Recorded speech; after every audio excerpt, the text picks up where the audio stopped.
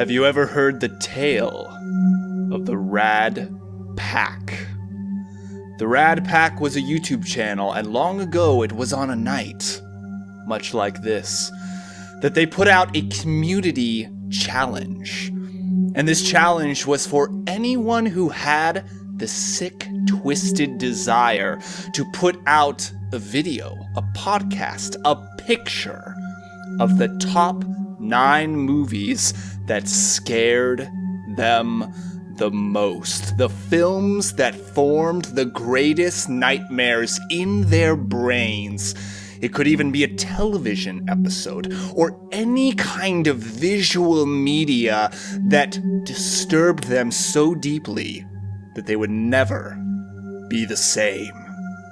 Tonight, we tell the tale of the top 9 films that scared me.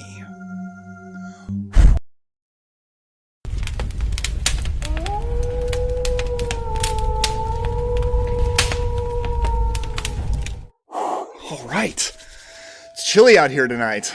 All right, everybody, welcome to the campfire at the COBWEBs channel. My name is Daniel, if you haven't met me yet. And tonight, while we're all gathered here, I want to tell you 9 stories of the top 9 movies that scared me the most. Now, these are not ranked in terms of film quality or how much they scared me, but rather on the timeline of my life. So let's start off at the beginning when I was the smallest of a child and on to actually only a few months ago. But before we get into it, I do want to give a special shout out to the camp directors, the Rad Pack channel, who put out this challenge to tell the disturbing tale of these terrifying movies. And the Rad Pack channel is a great group of folks. Garrett from Born to Be Rad, Mel from My Killer Podcast, and Justin from The Dead Couch. And they all put out videos on the top 9 movies that scared them. So now that we're going to get into it, I suggest you find somebody close to you to snuggle up to, both for warmth from the cold chill in the air, but also for protection from the nightmares I'm about to give you. The scariest film I have ever seen in my life I saw when I was a small child, and that is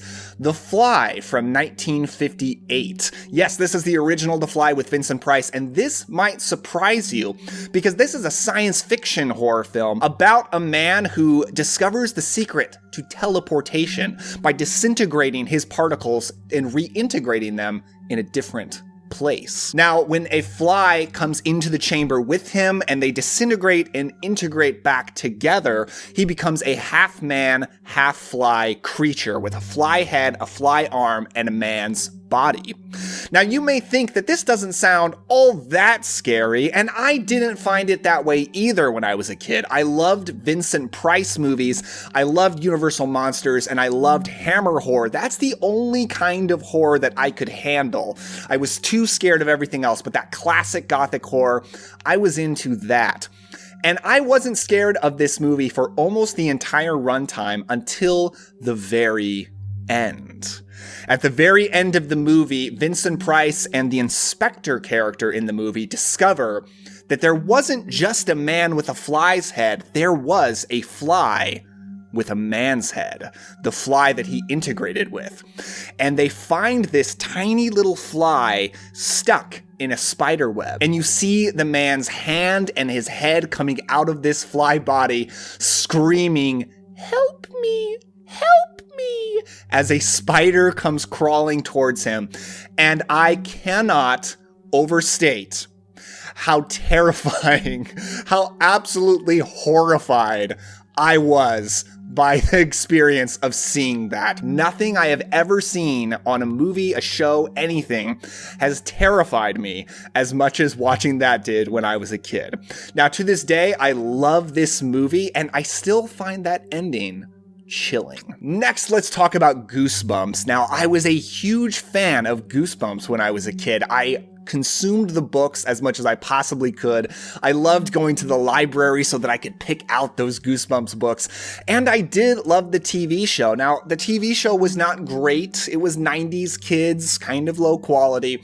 But there was one episode that terrified me so much, and I'm going to show you the visual aid of the book it was based on, and that is The Haunted Mask. Now, I loved the book The Haunted Mask. It is my favorite Goosebumps book, and I absolutely loved renting the VHS of the TV show episode, a story of a young girl named Carly Beth who is terrified of everything and is constantly getting scared by her classmates who wants to get back at them. So what she does is she actually steals a horrifying mask from a local store, and she has to steal it because the shop owner refuses to sell it to her.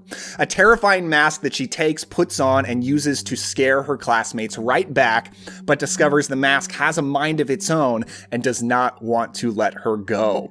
And I found this so scary. The design of the mask was terrifying. That took place on Halloween night, bunch of kids out in the darkness alone, and this girl is being taken over by this mask and being turned evil. It was so creepy, and I watched it over and over. It was something that was so scary to me, but I couldn't let it go. I couldn't get it out of my head, and I loved it. And that's kind of like the first experience I had of being scared by something, but being so intrigued, I just kind of couldn't get enough of it. While a lot of horror was just, I wanted nothing to do with it because I was too scared. This was a perfect gateway for me in truly loving getting scared. Next, I'm going to tell you about a movie that I don't own a copy of, but I have had this distant memory in my head of this film for my entire life. And as an interesting experiment, I actually rewatched it last night for the first time since I was a little kid and was terrified by it. That film is Godsend from 2004. This is a movie about Greg Kinnear and Rebecca Romaine as the parents of an 8-year-old boy, and the boy is killed by a car as he's chasing a ball into the street. Devastated by the loss of their son, they are visited by a doctor played by Robert De Niro, who tells them that he has perfected a procedure under which he can clone the boy and they can have their same child again. So they do this, and he does this by implanting the clone into the mother. She gives birth to him. They raise him all over again, which was already very chilling to me as a kid. The fact that I could die and my parents could just make another version of me. Very, very scary. And when he passes his 8th birthday, now that he has passed the point when he died the first time, things start to change for him, and he starts to become evil. So it's a little bit of The Omen kind of a movie of a creepy little kid. And I had this memory in my head for my entire life of this kid taking an axe, going onto a bridge on a winter day in the snow, and axe murdering another kid, which was absolutely terrifying to me. The fact that I, a child, could get murdered by another child, it really makes me question my parents, really just my dad, for showing this movie to me. I'm sure he didn't really know. This is a PG-13 movie, and I think that's why we watched it, because I was sheltered from R-rated movies for a long time. And it probably because it was PG-13, he thought it would be okay. But I was so terrified by this. I rewatched the movie last night and found that doesn't actually happen in the movie. He does kill a kid, but not with an axe. He doesn't axe murder him, which I admit was disappointing to me last night. Instead, he just pushes him off the bridge and kills him that way. Not quite as great as my memory made it out to be. Towards the end of the movie, he tries to murder his mother with an axe, so I think I merged the two things together. The movie itself is not particularly good. It's fine. It's competent. Robert De Niro and Greg Kinnear both give good performances, better performances than I think this really deserves. But this is really a Pet Sematary type story, but making it very scientific instead of making it all about folk horror. And of course, that makes it far less up my personal alley. So I found this movie okay, but revisiting it was a very interesting experience. Next, we're going to talk about a movie that is so chilling, so terrifying that I couldn't bring myself to rewatch it before making this video. A movie that terrified me as a child, that is Darkness Falls from 2003, which is the story of a man who is haunted by the memory of a tooth fairy monster, a grotesque old woman spirit that haunted him. And now he is going through an investigation to discover what is going on with this demented tooth fairy spirit. Spirit. Now, is it true that I did not rewatch this movie because I was too scared? No, I didn't rewatch it because I didn't think it would be very good. It has particularly low scores. I watched the trailer and I'm like, you know what? This scared me when I was a kid, but I'm not in the mood for this. I just rewatched Godsend. It wasn't that great. This 2000s PG-13 horror is really not my personal cup of tea. So I didn't rewatch Darkness Falls. But I did remember this movie, I think, much better than I remembered Godsend. And I do remember the old woman's spirit. I remember she was absolutely terrifying. It's kind of crazy to me that I saw this as a little kid and I was sheltered from like R-rated movies. But because this is PG-13, I guess it was okay. But I found this movie absolutely terrifying as a kid. And should I rewatch it? Let me know. You'll probably say no. Nobody seems to like this movie very much. Next, let's talk about the turning point in my journey as a horror fan. Now, like I said, when I was a little kid, I loved the classic horror like the Universal monsters, but I was terrified by anything else. In fact, there are a lot of movies that terrified me as a kid that I never even saw at that time. Movies that my parents told me about, movies that I saw commercials for. One in particular is The Silence of the Lambs. My parents told me about The Silence of the Lambs, and from that point, I had a fear of cannibals for years. And my dad was a big horror fan, was always trying to get me to watch more horror movies. And he was trying to get me to watch Tobe Hooper's Poltergeist, which is my next pick. And he decided that maybe it would be a good idea to try to get me to watch it by just telling me about it in advance. And he described Poltergeist, he described the plot, what happens. And I was so disturbed by him telling me what was going on, particularly with the closet being a doorway to the other world, to ghosts. And that night, I was up almost all night awake, staring at my closet, terrified, absolutely terrified of this movie that I had never even seen. My brain had made it so much scarier than it turned out to actually be. The next day, he said, and it's wild to me that I was up almost all night terrified of the thought of this, and my dad was still trying to get me to watch it, which now I'm grateful for because he made me the horror fan that I am today. The next day, he said, okay, just watch the beginning and see what you think. And it starts with this beautiful suburb, and the credit comes up in the opening credits, produced by Steven Spielberg. And my brain lit up, and I thought, oh, I love Steven Spielberg. Maybe this will be okay. Maybe this will be like Indiana Jones, like Jaws, like E.T., movies that I was a big fan of as a kid. And I kept watching it and I loved it. I loved Poltergeist. I was not scared of it at all. And I know a lot of people were terrified by Poltergeist as a kid. This actually was the turning point for me. This is where I took control of horror, where before I was terrified of it, I couldn't handle it. From this point on, I enjoyed the genre and I enjoyed the feeling of getting scared. So this is an incredibly pivotal movie in my life. A movie that didn't scare me when I watched it, but the thought of it did. And it turned me around on being scared of horror movies. We are now finished with the important highlights of my childhood when it comes to being scared by film. Let's jump ahead into my early adulthood. In 2013, with a group of friends, I went to see Evil Dead from 2013, directed by Fede Alvarez. And this isn't so much a movie that scared me, but a movie that deeply affected me and disturbed me, because when I saw this was by far, by a mile, the goriest film I had ever seen in my life. This is the heaviest violence so far and away I had ever seen, because prior to this, I had not seen a Texas Chainsaw Massacre movie. I had not seen a Saw movie. I hadn't seen a Hostel. I hadn't seen any of these like gory torture porn, any of those kind of things.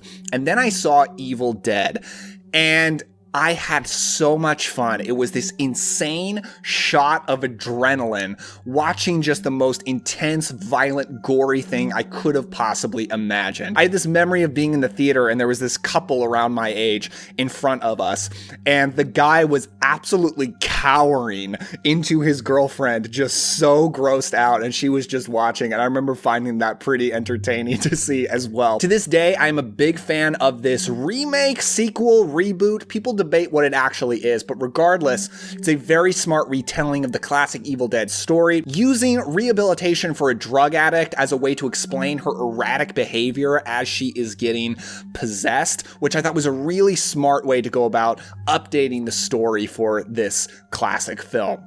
I love Evil Dead, and it is a movie that deeply disturbed me, but in a really fun way. Oh man, it's really getting cold out here now, and it's just gonna get colder as I give you chills talking about the scariest film I have ever seen in a movie theater, and that is Robert Eggers' The Witch from 2015. I went to see The Witch with a friend of mine in the theater, and this was, I think at the time I saw it, like the artsiest horror film I had ever seen, like the most art house. It is a period piece about the 1600s in New England, about a family who is so fanatical in their religion that they can't even fit in the colony of pilgrims that they live with. They go out to live on their own out in the woods, and there they are haunted by a witch.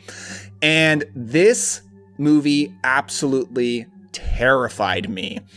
I discovered when I saw this that art house horror that is less mainstream, accessible, just a lot artsier, really gets under my skin in a way that a mainstream Hollywood film usually won't so much. I remember seeing this part in the movie where the oldest son is walking out in the woods, and there he comes upon a witch's cottage, and there's a beautiful woman out front, and she lures him into her cottage, and the scariest music I had ever heard in my life is blasting.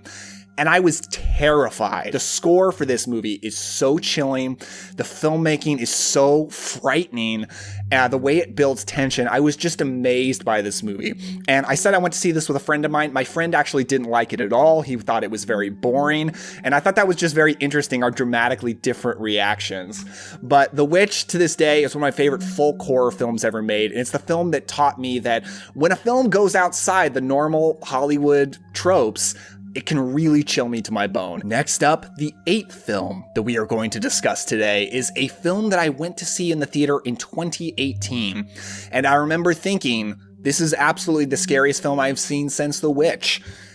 And that is Hereditary. I remember I went to see this film with my wife, who was my fiance at the time, and we're sitting in the theater watching it, and I remember thinking, like, this might be too much for her. Like, this is pretty disturbing.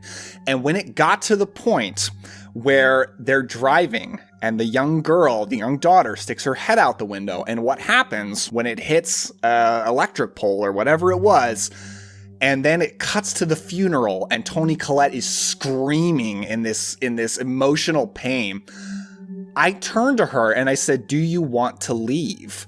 I could feel this movie is so upsetting. It's so disturbing that, like, I don't know if she can handle this. Now, I didn't give her enough credit because she could. And she said, "No, I'm okay."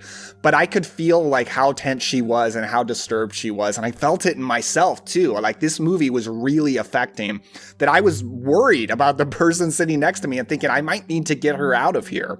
But I'm really glad that she was fine with it because we both ended up having a great time, being absolutely terrified by this film. Another one of the scariest moments I remember in this is where it kind of holds on a shot of a character walking through the house, very dark for a while. And it was quite a while into that one static shot when I noticed somebody on the ceiling, on the wall, up by the ceiling, just hanging on the wall. And I didn't notice them for so long, even though that person was there the whole time. And I was so chilled when I realized there was a figure back there that I didn't even see. Now, what's interesting is when I went back and watched this movie on Blu-ray, I could see that figure very clearly from the start. So the Blu-ray is a much brighter transfer, and I imagine when I saw it in the theater, the bulb was a little bit dim.